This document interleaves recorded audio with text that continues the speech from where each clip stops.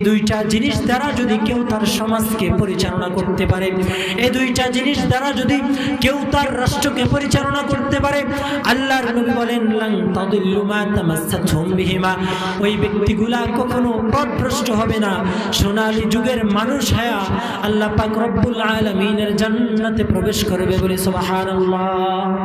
আল্লাহ তাআলার নবী বলেন ওই দুইটা জিনিস কি জানোনি? কিতাবাল্লাহ ওয়া সুন্নাত রাসূলিল্লাহ। এক নাম্বার হইল আল্লাহর নবীর সুন্নাত, দুই নাম্বার হইল আল্লাহ তাআলার ঐশী বাণী আল কোরআন।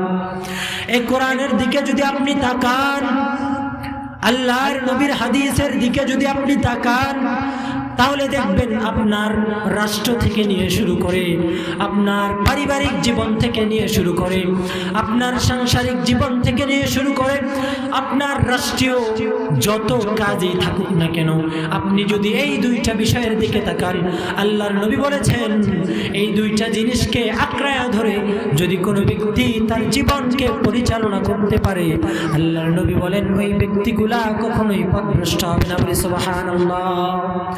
এই কোরআনের দিকে আপনি তাকান, এই কোরআনের মধ্যে সমস্ত কিছুর সমাধান। আল্লাহর নবী সরকার দয়ালু নবী হাবিবে কিবরিয়া নবীর সুন্নতের দিকে তাকান, আল্লাহর নবীর সুন্নতের দিকে তাকাইলে আপনি দেখতে পারবেন আল্লাহর নবীর সুন্নত অনুযায়ী যেই ব্যক্তিগুলা চলে, আল্লাহর নবীর সুন্নত অনুযায়ী যেই ব্যক্তিগুলা তার জীবনকে পরিচালনা করে, আল্লাহর নবীর সুন্নত অনুযায়ী যে ব্যক্তিগুলা তার সমাজকে পরিচালনা করে, আল্লাহর নবীর সুন্নত অনুযায়ী যে ব্যক্তিগুলা তার দেশকে পরিচালনা করে, আপনি তাকায় দেখেন সেই দেশগুলোর মধ্যে শান্তি আর শান্তি। তাকায় দেখেন আফগানিস্তান, শান্তির অভাব নেই, এমনিতে ভিডিও ফুটেজে দেখলেও মন জোড়ায় যায় এমন একটা দেশ। ঠিক তেমনই ভাবে এই কোরআন দিয়ে, আল্লাহর নবীর সুন্নত দিয়ে যদি কোনো রাষ্ট্রের মধ্যে, যদি কোনো দেশের মধ্যে সংবিধান চালু করা যায়, আল্লাহর নবীর হাদিসের কথা যদি সত্যি হয়ে থাকে, আল্লাহর নবীর হাদিসের কথা তো অবশ্যই সত্য, আল্লাহর নবীর হাদিস অনুযায়ী বোঝা যায় ওই এলাকা, ওই রাষ্ট্র, ওই সমাজ, ওই দেশ সোনালী দেশে পরিণত হয়ে যাবে। এজন্য আল্লাহর নবীর সুন্নাত সব জায়গায় রাখতে হবে, আল্লাহ তাআলার কোরআনকে আগে প্রাধান্য দিতে হবে। আল্লাহ তাআলার কোরআনকে প্রাধান্য না দেওয়ার কারণে আজকের জাতির এই অবস্থা হয়ে গেছে। এজন্য আল্লাহ তাআলার কোরআন, আল্লাহ তাআলার কোরআনকে, আল্লাহর নবীর সুন্নতকে সমস্ত কাজের উপরে, সমস্ত কাজের সাথে আল্লাহর নবীর সুন্নত এবং আল্লাহ তাআলার ঐশী বাণী আল কোরআনকে সংযুক্ত রাখতে হবে।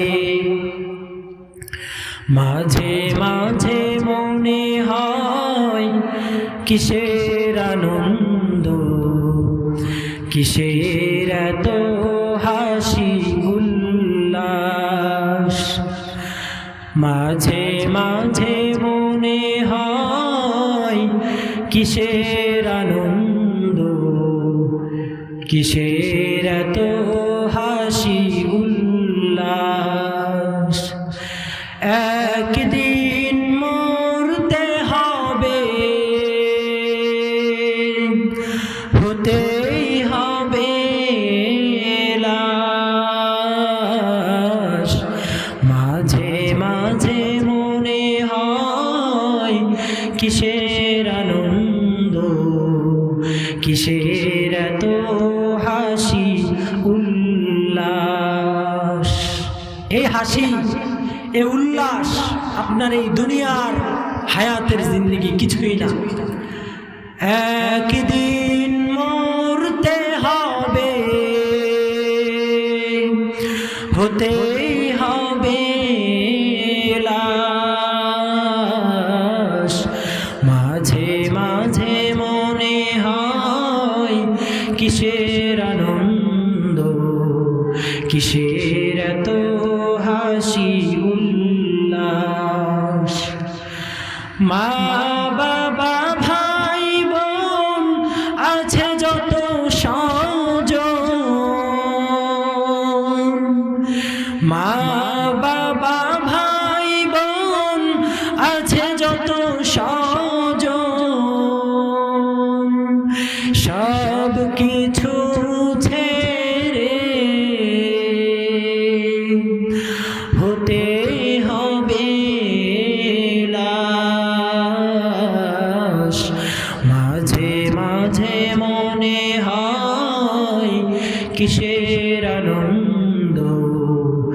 কিসের এত হাসি উল্লাস,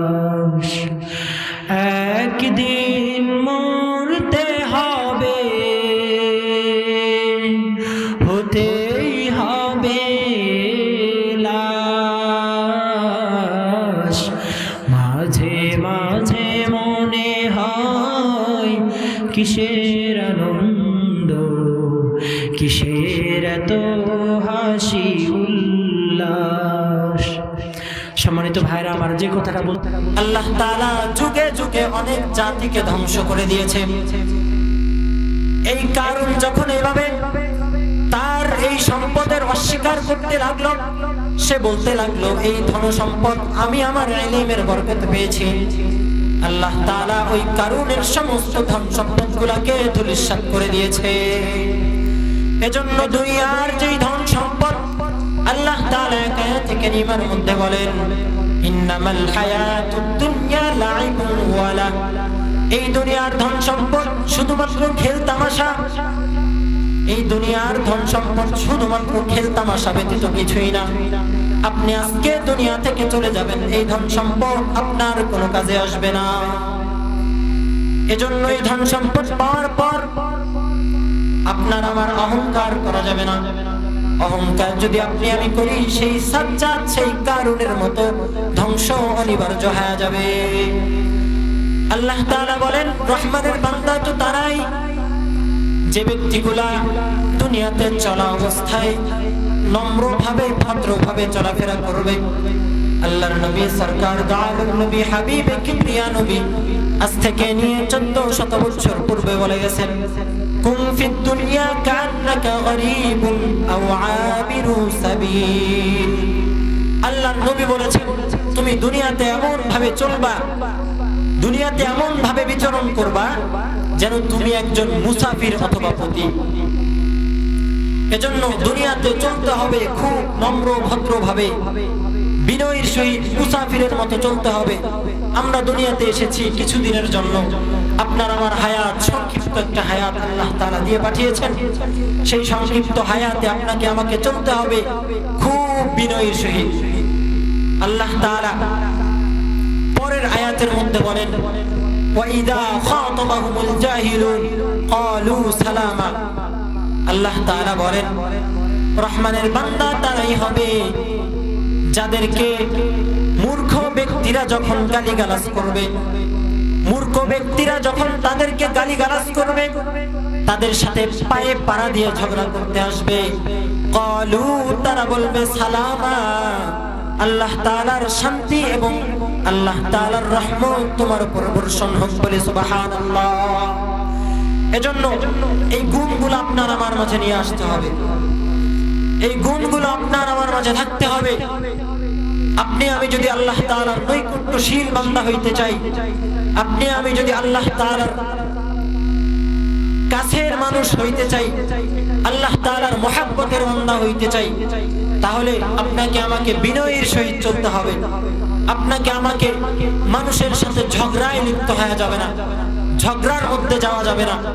আল্লাহ তাআলা বলেছেন, ক্বালু সালামা। আমার খাঁটি বান্দা প্রকৃত মুমিন তারাই হবে যাদেরকে মূর্খ ব্যক্তিরা যখন গালিগালাজ করতে আসবে, তখন তারা বলবে আল্লাহ তাআলা তোমার উপর শান্তি বর্ষিত করুক। বলেন তো এরকম লোক আমাদের সমাজে আছে? নাই। আমাদেরকে যদি একটা গালি দেয়, আমরা দুইটা দিয়ে দিই। একটা থাপ্পড় দিলে একটার বদলে একদম কিয়ামত কায়েম করে দিই। অথচ আল্লাহ তাআলা কি বলেছেন, যে যদি রহমানের বান্দা হইতে চাও, যদি তুমি আল্লাহ তাআলার নৈকট্যশীল বান্দা হইতে চাও, তাহলে তোমার সাথে যদি কোনো ব্যক্তি ঝগড়া করতে আসে, তোমাকে যদি কেউ গালিগালাজ করে, তাহলে তুমি তাকে বলবা সালামা, আল্লাহ তাআলা তোমার উপর শান্তি বর্ষণ করুন বলে সুবহানাল্লাহ। এজন্য আল্লাহ তাআলা আমাদেরকে বলেছেন অহংকার করা যাবে না। অহংকার যদি করি তাহলে আপনার আমার ধ্বংস অনিবার্য হয়ে যাবে। আল্লাহ তাআলা রহমানের বান্দার 3 নাম্বার গুণ, 3 নাম্বার বৈশিষ্ট্য বলেন, ওয়াল্লাযীনা ইয়াবিতুনা লিরাব্বিহিম সুজদান ওয়া কিয়ামা। আল্লাহ তাআলা বলেন রহমানের বান্দা হবে ওই ব্যক্তিগুলা, রহমানের বান্দা হবে ওই ব্যক্তিগুলা, আল্লাহ তাআলার প্রকৃত মুমিন বান্দা ওই ব্যক্তিগুলো হবে ওয়াল্লাযীনা ইয়াবিতুনা লিরাব্বিহিম সুজদান ওয়া কিয়ামা, যে ব্যক্তিগুলো তাদের রাতকে আল্লাহ তাআলার সিজদায় আল্লাহ তাআলার কাছে আল্লাহ তাআলার সামনে দাঁড়িয়ে অতিবাহিত করবে। আল্লাহ তাআলার সামনে রাতে 3টা বেলায় দাঁড়ায় যাবে। গভীর রাত্র যখন হবে আল্লাহ তাআলা যখন প্রথম আসমানে এসে বান্দাগুলাকে ডাকতে থাকবে, হে আমার বান্দা তোমার কি সমস্যা, তুমি আমার কাছে যাও। হাদিসের মধ্যে এসেছে রাত্র যখন গভীর হয়ে যায় আল্লাহ তাআলা সপ্তম আসমান থেকে প্রথম আসমানে আসে। আসার পর আল্লাহ তাআলা বলতে থাকে, হে আমার বান্দা তুমি কোন সমস্যায় আছো আমার কাছে চাও, আমি তোমার সমস্যাকে দূর করে দেব। আল্লাহ তাআলা প্রথম আসমানে আসে ডাকতে থাকে, বান্দা তুমি বিপদগ্রস্ত হয়ে আছো, তুমি আমি মালিকের সামনে দাঁড়ায় বিপদ থেকে মুক্তি চাও, আমি আল্লাহ তাআলা মুক্তি দিয়ে দিব। আল্লাহ তাআলা প্রথম আসমানে আসিয়া ডাকতে থাকে, বান্দা তুমি রোগের মধ্যে আক্রান্ত হয়ে আছো, তুমি আমি আল্লাহর কাছে সামনে আল্লাহর সামনে দাঁড়ায় যাও, আমি মালিকের কাছ থেকে রোগ মুক্তি চাও, আমি আল্লাহ তাআলা রোগ মুক্তি দিয়ে দিব।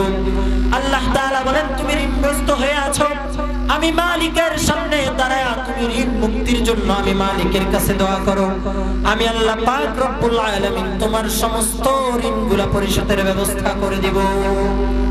এজন্য আল্লাহ তাআলা বলেন রহমানের বান্দা তো তারাই হবে যে ব্যক্তিগুলা রাত্রিকালীন অবস্থায় সিজদারত অবস্থায় এবং দাঁড়িয়ে আল্লাহ তাআলার সামনে দাঁড়িয়ে আল্লাহ তাআলার কুদরতি পায়ের মধ্যে মাথা ঠেকায়া যে ব্যক্তিগুলা রাত্রি অতিবাহিত করবে আল্লাহ তাআলা বলেন ওই ব্যক্তিগুলাই খাঁটি মুমিন, বলে সুবহানাল্লাহ।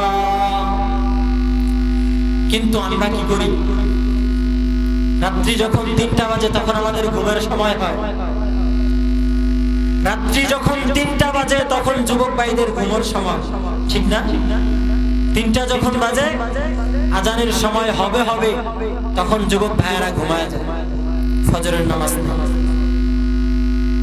অথচ আল্লাহ তাআলা বলেন খাঁটি মুমিন যদি হইতে চাও ওয়াল্লাযীনা ইয়াবিতুনা লিরাব্বিহিম সুজদান ওয়া কিয়ামা, আল্লাহ তাআলা বলেন যদি খাঁটি মুমিন তুমি হইতে চাও, রহমানের বান্দা তুমি যদি হইতে চাও, আল্লাহ তাআলার নৈকট্যশীল বান্দা তুমি যদি হইতে চাও, আল্লাহ তাআলার মাহবুব বান্দা যদি হইতে চাও, তাহলে রাত্রি 3টা বেলা এই ঠান্ডার সময় ঘুমায় থাকা যাবে না, আল্লাহ তাআলার সামনে দাঁড়ায় যাইতে হবে। আল্লাহ তাআলা প্রথম আসমানে এসে ডাকতে থাকে, হে অমুক তোমার কি সমস্যা, আমি তো জানি তুমি বিপদগ্রস্ত হয়ে আছো, আমি তো জানি তুমি ঋণের মধ্যে পড়ে আছো, আমি তো জানি তুমি অসুস্থতার মধ্যে পড়ে আছো, আমি তো জানি মানসিক পেরেশানির মধ্যে তুমি রয়েছো, আমি আল্লাহর কাছে চাও আর ঘুমায়ও না, আমি মালিকের কাছে চাও, আমি মালিক তোমার সমস্ত সমস্যাগুলো দূর করে দেব, বলে সুবহানাল্লাহ।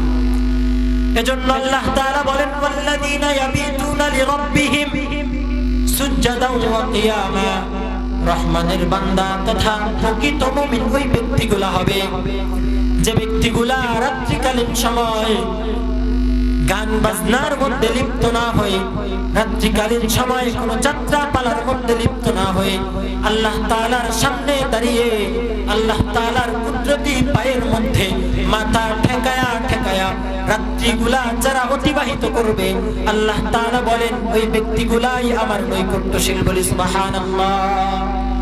আল্লাহ তাআলা বলেন রহমানের বান্দার আরো কিছু গুণ রয়েছে, তার মধ্যে আরো একটা গুণ হলো والذين يقولون ربنا اصرف عنا عذاب جهنم, আল্লাহ তাআলা বলেন রহমানের বান্দা তো তারাই হবে যাদের মাঝে যাদের মধ্যে আল্লাহ তাআলার কাছে আল্লাহ তাআলার জাহান্নামের ভয়, যেই ব্যক্তিগুলা আল্লাহ তাআলার জাহান্নামের ভয় থেকে আল্লাহ তাআলার জাহান্নামের আযাব থেকে আল্লাহ তাআলার সেই জাহান্নামের কষ্ট থেকে যে ব্যক্তিগুলা আল্লাহ তাআলার কাছে ক্ষমা প্রার্থনা করবে সে ব্যক্তিগুলাই আল্লাহ তাআলার নৈকট্যশীল বান্দা, বলে সুবহানাল্লাহ।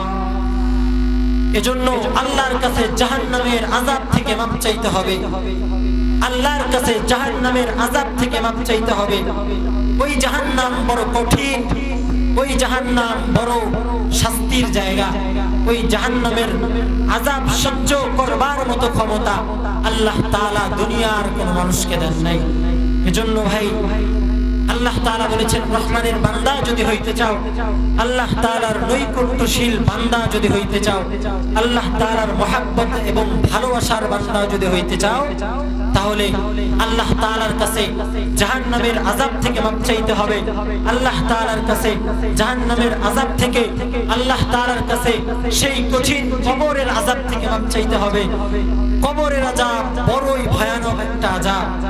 সে আযাব সহ্য করবার ক্ষমতা আপনাকে দেয় নাই, আল্লাহ তাআলা কোনো মানুষকে দেয় নাই। আল্লাহ তাআলা যেমন জান্নাতের নাজ নিয়ামত ভোগ করবার মতো, জান্নাতের নাজ নিয়ামত পরিকল্পনা করার মতো ক্ষমতা কোনো মানুষকে দেয় নাই। আল্লাহ তাআলা বলেন, জান্নাতকে আমি আল্লাহ তাআলা এমন ভাবে সাজিয়েছি, মা লা আইনুন রাআত ওয়ালা উযুনুন সামিআত ওয়ালা খাতারা লি কলবি বাশার। আল্লাহর নবী সরকার দু আলম নবী হাবিবে কিবরিয়া নবী বলেছেন, আল্লাহ তাআলা জান্নাতকে এমন ভাবে সাজিয়েছেন, যেই জান্নাতকে আল্লাহ তাআলার বান্দাগুলা কোনো চক্ষু দেখে নাই, কোনো কান শোনে নাই, কোনো অন্তর পরিকল্পনা করতে পারে নাই। এরকম ভাবে আল্লাহ তাআলা জান্নাতকে সাজিয়েছেন। সুবহানাল্লাহ। এই জান্নাত আল্লাহ তাআলা আপনার আমার জন্য খুব সুন্দরভাবে সাজিয়ে রেখেছেন। ঠিক তেমনই ভাবে এই জাহান্নামকেও আল্লাহ তাআলা খুব কঠিন করে সাজিয়ে রেখেছেন। এজন্য ভাই জাহান্নামের আযাব থেকে আল্লাহ তাআলার মাপ চাইতে হবে। এই দুনিয়াতে আপনাকে আমাকে পাঠিয়েছেন, আল্লাহ তাআলা পাঠিয়েছেন দুনিয়া থাকা অবস্থায় জান্নাত কামাই করার জন্য। এই দুনিয়ার সময় খুব অল্প একটু সময়, এই সময় আপনার আমার খুব তাড়াতাড়ি ফুরিয়ে যাচ্ছে, কিন্তু আপনি আমি দুনিয়ার জন্য ব্যস্ত হয়ে গেছি, দুনিয়ার জন্য ব্যস্ত হয়ে গেছে মানুষগুলা। আপনি যে আপনার সন্তানের জন্য, আপনি আপনার সন্তানের ভবিষ্যৎ, আপনার মেয়ের ভবিষ্যৎ গড়ানোর জন্য, আপনার স্ত্রীকে ভালো রাখার জন্য এত কষ্ট করছেন, আপনি নামাজ বাদ দিয়া দিলেন, রোজা বাদ দিয়া দিলেন, যাকাত দেওয়া বাদ দিয়া দিলেন, অথচ আল্লাহ তাআলা বলেন, ইয়াউমা ইয়াফিরুল মারউ মিন আখিহি ওয়া উম্মিহি ওয়া আবি ওয়া সাহিবাতিহি ওয়া বানিহি। আল্লাহ তাআলা বলেন, কিয়ামতের দিন এমন কঠিন একটা দিন আসবে, এমন একটা কঠিন সময় বান্দার জন্য আসবে। আমি আল্লাহ তাআলা যখন বান্দাকে বলবো, হে আব্দুর রহিম, হে আব্দুর রহমান, তোমার একটা মাত্র নেকি, একটা মাত্র নেকি তোমার যদি কারো কাছ থেকে নিয়ে আসতে পারো, আমি আল্লাহ সুবহানাহু ওয়া তাআলা তোমাকে জান্নাতে দিয়ে দেব। ওই ব্যক্তি একটা নেকির কথা শুনে দৌড় দিয়া চলে যাবে তার প্রাণের স্ত্রীর কাছে, তার প্রাণের স্ত্রীকে যা বলবে, হে প্রাণের স্ত্রী, দুনিয়াতে তোমাকে তো আমি অনেক ভালোবেসেছিলাম, দুনিয়াতে তোমাকে সুখে রাখার জন্য, দুনিয়াতে তোমাকে ভালো রাখার জন্য আমি আল্লাহ তাআলার বিধানগুলো লঙ্ঘন করেছি, আমি নামাজে যাই নাই, আধা ঘন্টা সময় লস হয়ে যাবে। আমি দুনিয়াতে আল্লাহ তাআলার বিধান লঙ্ঘন করে তোমাকে ভালো রাখার জন্য আমি ইনকাম করেছি, আমি কামাই করে তোমাকে ভালো রেখেছি। আপনার সেই স্ত্রী তখন আপনাকে বলবে, দুনিয়াতে আমার কোনো স্ত্রী ছিল, আমার কোনো স্বামী ছিল না। আল্লাহ তাআলা বলেন, ইয়াউমা ইয়াফিরুল মারউ মিন আখিহি, ভাই ভাইয়ের কাছ থেকে মুখ ফিরিয়ে নেবে। ভাই যায় তার ভাইকে বলবে, হে কলিজার ভাই আমার, দুনিয়াতে তোর জন্য এমন কোনো কাজ আমি করি নাই, বাদ নাই, তোর জন্য সমস্ত কাজ আমি করেছি, তোকে ভালো রাখার জন্য সমস্ত কাজ আমি করেছি, তোকে মারতে এসেছিল, তোকে বাঁচানোর জন্য একজনকে মার্ডার করে দিয়েছি, অথচ আজকে আমার একটা নেকি শর্ট পড়ে গেছে, একটা নেকি যদি তুমি আমাকে দিয়ে দাও আমি আল্লাহর জান্নাতে ঢুকে যাব। তখন তার ভাই তার ভাইয়ের কাছ থেকে মুখ ফিরিয়ে নেবে। ওয়া উম্মিহি ওয়া আবি, মা তার বাবার কাছে যায় বলবে, বাবা দুনিয়াতে আপনি তো আমার জন্য অনেক কিছুই করেছেন, আজকে এই অসহায় সময়, অসহায়ত্ব সময়ের মধ্যে, আজকের এই বিপদের সময়ের মধ্যে আমাকে একটু সাহায্য করেন, আজকে আমাকে একটা নেকি দিয়ে আপনি একটু সাহায্য করেন। তখন তার পিতা তাকে বলবে, দুনিয়াতে আমার কোনো মেয়ে ছিল না, ওয়া সাহিবাতিহি ওয়া বানি, তার স্ত্রী তার কাছে মুখ ফিরিয়ে নেবে।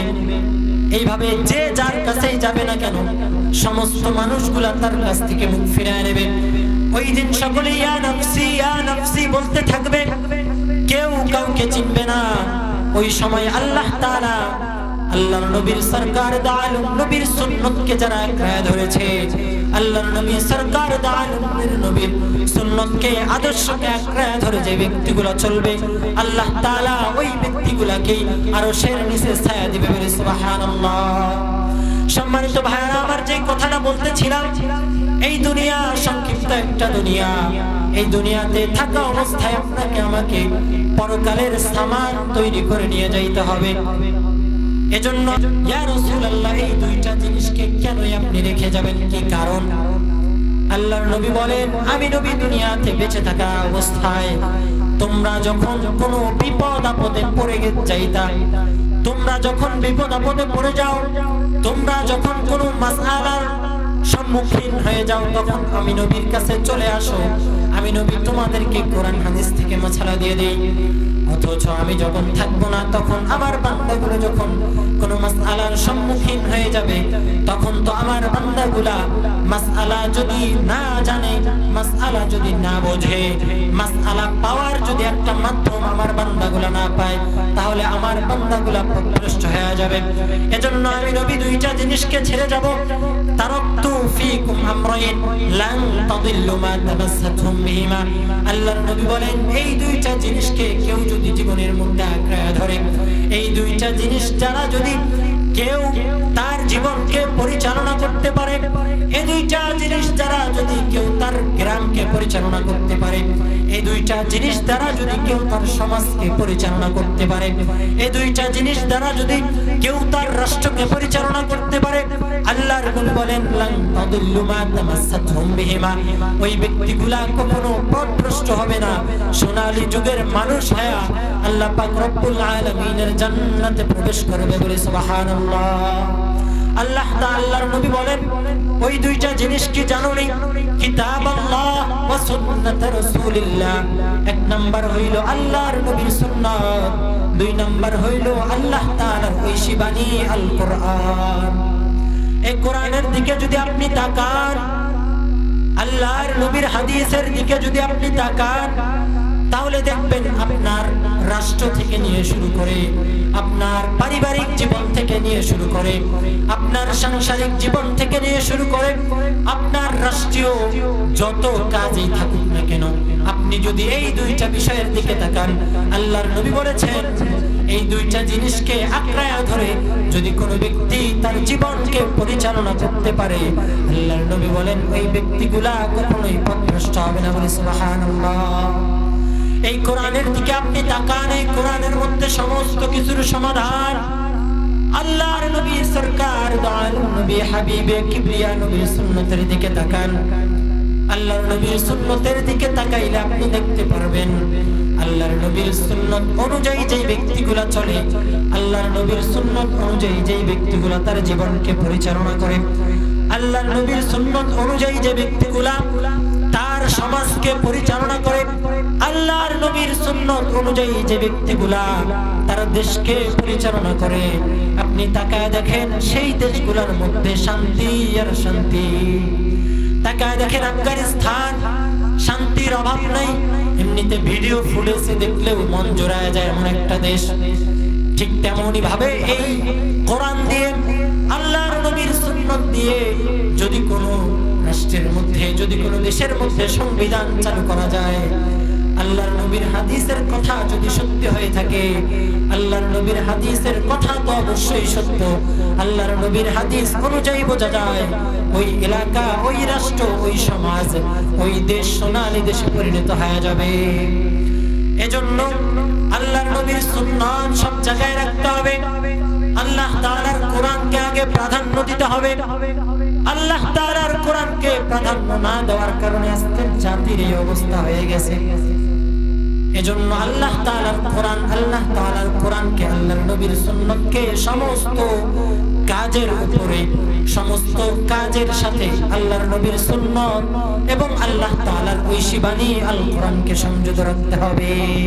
সম্মানিত ভাইরা আমার, যে কথাটা বলতেছিলাম, রহমানের বান্দা ওই ব্যক্তিগুলো হবে, আল্লাহ তাআলা বলেন ওয়াল্লাযীনা লা ইয়াদউনা মা'আল্লাহি ইলাহান আখার। আল্লাহ তাআলা বলেন রহমানের বান্দা ওই ব্যক্তিগুলো হবে, আল্লাহ তাআলার খাঁটি বান্দা ওই ব্যক্তিগুলো হবে, আল্লাহ তাআলার নৈকট্যশীল বান্দা ওই ব্যক্তিগুলো হবে। আমি আল্লাহকে রব বলে মানতে হবে এবং এর পাশাপাশি এই স্বীকারোক্তির উপর অটল অবিচল থাকা লাগবে। যে ব্যক্তিগুলা এই স্বীকারোক্তির উপর অটল এবং অবিচল থাকবে, আল্লাহ তাআলা বলেন আমি ওই বান্দার মৃত্যুর সময়, ওই বান্দার যখন মৃত্যুর যন্ত্রণা শুরু হয়ে যাবে, ওই বান্দার যখন মৃত্যুর ফেরেশতা ওই বান্দার কাছে যখন চলে যাবে, আল্লাহ তাআলা বলেন তাতানাজ্জালু আলাইহিমুল মালায়েকা। আমি আল্লাহ তাআলা ওই ব্যক্তিগুলার মৃত্যুর যন্ত্রণাগুলোকে দূর করে দেওয়ার জন্য আসমান থেকে একদল ফেরেশতা নিযুক্ত করে দিব। জোরে জোরে বলেন না সুবহানাল্লাহ। ওই ফেরেশতাগুলো আসার পর আপনাকে বলতে থাকবে লা তাখাফু ওয়া লা তাহজানু ওয়াবশিরু বিল জান্নাতিল্লাতী কুনতুম তুআদুন। আল্লাহ তাআলার ওই ফেরেশতাগুলো বলবে, হে বান্দা, দুনিয়াতে চলা অবস্থায় আল্লাহকে রব বলে স্বীকার করার কারণে, আল্লাহকে রব বলে স্বীকার করার কারণে গুনাহের মধ্যে লিপ্ত হইতে পারো নাই, আল্লাহকে রব বলে স্বীকার করার কারণে জিনার মধ্যে লিপ্ত হইতে পারো নাই, আল্লাহকে রব বলে স্বীকার করার কারণে ব্যভিচারের মধ্যে লিপ্ত হইতে পারো নাই, আল্লাহকে রব বলে স্বীকার করার কারণে তুমি সুদ নামক পায়খানা খাইতে পারো নাই, আল্লাহকে রব বলে স্বীকার করার কারণে তুমি অন্যের জমি অন্যায়ভাবে নিতে পারো নাই, দুনিয়াতে কষ্ট করে জীবন যাপন করেছো, দুনিয়াতে আল্লাহর নৈকট্যশীল বান্দা হওয়ার কারণে, নৈকট্যশীল বান্দা হওয়ার জন্য, আল্লাহ তাআলার নৈকট্যশীল বান্দা হওয়ার জন্য ইয়াবগুনা ইয়ামশুনা আলাল আরদি হাওনা, দুনিয়াতে তুমি অত্যন্ত নমনীয় ভাবে চলেছো, অত্যন্ত ভদ্রভাবে চলেছো। এই ভদ্রভাবে চলার কারণে, নমনীয় ভাবে চলার কারণে আল্লাহ তাআলার অহংকার তোমার অন্তরের মধ্যে না নিয়ে নেওয়ার কারণে আল্লাহ তাআলা তোমার জন্য দুইটা পুরস্কারের ব্যবস্থা করে রেখেছে। বলি সুবহানাল্লাহ। আল্লাহ তাআলা বলেন লা তাখাফু ওয়া লা তাহজানু। ওই ব্যক্তিগুলোকে বলতে থাকবেন লা তাখাফু, ভয় পাইও না, ওয়া লা তাহজানু, তুমি চিন্তিত হইও না, ওয়া আবশিরু বিল জান্নাতিল্লাতী কুনতুম তুআদুন। আল্লাহ তাআলা বলেন আমার ওই ফেরেশতাগুলো ওই বান্দাগুলোর কাছে যাওয়ার পর আমি আল্লাহ তাআলার জান্নাতের সুসংবাদ ওই ব্যক্তিগুলোকে আল্লাহর আমার ফেরেশতাগুলো দিয়ে দিবে। বলি সুবহানাল্লাহ। তাহলে আল্লাহকে রব বলে স্বীকার করলে, ওই স্বীকারোক্তির উপর অবিচল থাকলে লাভ আছে না নাই? কথা বলেন না কেন, আছে না নাই? মানুষ অল্প, কিন্তু আওয়াজ তো দিতে হবে। আওয়াজ না দিলে কথা কি? আপনারা মুসলমান না? কথা বলেন মুসলমান কিনা? মুসলমানদের আওয়াজ তো এরকম না।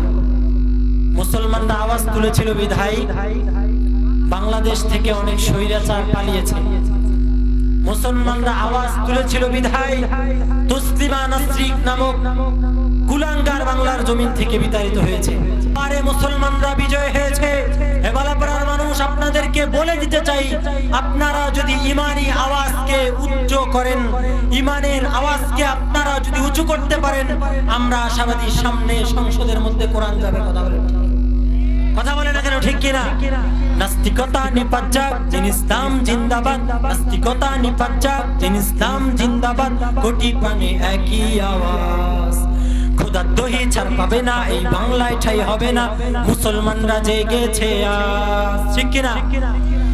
তোলো তোলো আওয়াজ তোলো, বজ্রকণ্ঠে এগিয়ে চলো, সবাই মিলে একই তালে দাও না স্লোগান, নারায়ে তাকবীর, নারায়ে তাকবীর, দিন ইসলাম, দিন ইসলাম জিন্দাবাদ, জিন্দাবাদ। মুসলমানের এই দেশেতে নাস্তিকদের ঠাঁই নাই, নাস্তিকদের পক্ষে যারা, তাদের কোনো রক্ষা নাই, ঠিক কিনা? এই বাংলার জমিনে থাকতে হলে কোরআনের আইন মেনে থাকতে হবে। এই বাংলার জমিনে থাকতে হলে কোরআনকে সামনে নিয়ে যাইতে হবে, কোরআনকে সামনে নিয়ে রাষ্ট্র পরিচালনা করতে হবে।